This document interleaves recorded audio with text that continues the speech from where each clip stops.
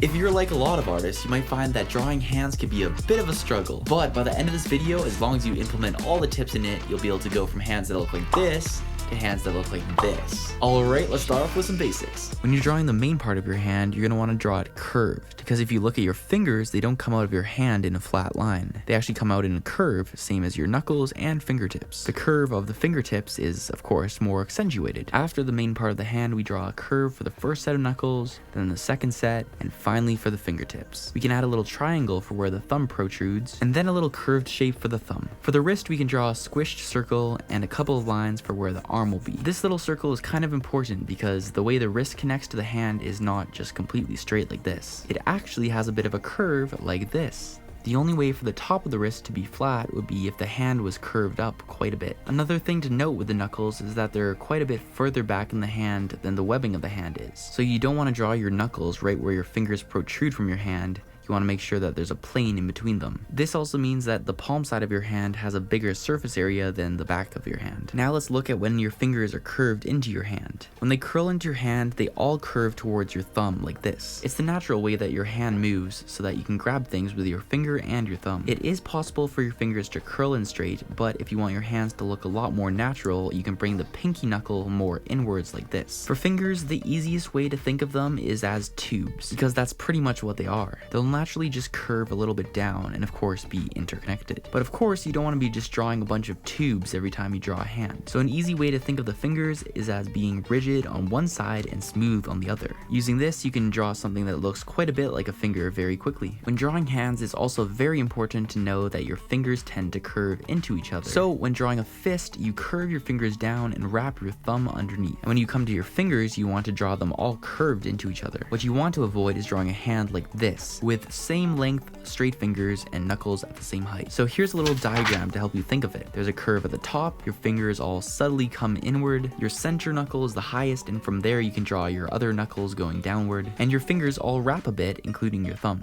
At the bottom of the hand, there's almost a bit of an S curve. So when drawing that curve in a different angle, more from the side, you have the index finger out further, and then bring the other fingers a bit back. This gives the hand a more natural look than if you did them all exactly straight. Now to draw good fingers, you need to understand finger anatomy. And to really understand finger anatomy, you just basically need to know how the actual bones appear on top and how the padding works below. So here are where the knuckles are, the A knuckles, B knuckles, and C knuckles. The bones of the hand make a kind of curving pattern around the knuckles like this. You can add some shadows under the A, B, and C knuckles, and then define the bone shape a bit around the B knuckle. Obviously, you don't want to define all the bones because that will make it look very unrealistic. So you'll want to subtly indicate them without drawing them all the way through. Alright, now we'll define the top of the bone at the A knuckles. The pinky finger's webbing would overlap the finger below a bit at this angle. There's always a bit of folding in the webbing between your fingers, which you can see on your own hand, which is why it's a perfect reference to use for drawing hands. You also want to define the shadow under your B knuckles, and then define a little bit of the overall bone shape around the knuckle going up to the top. And since the light is coming from up here, we can shadow this bottom part. Since your pinky finger is a bit more curved, there's going to be a bit more of a bulge in the padding under it. We can also draw a couple folds where we start going into the palm back here. Now let's do the same thing that we just did on these two fingers on the remaining two.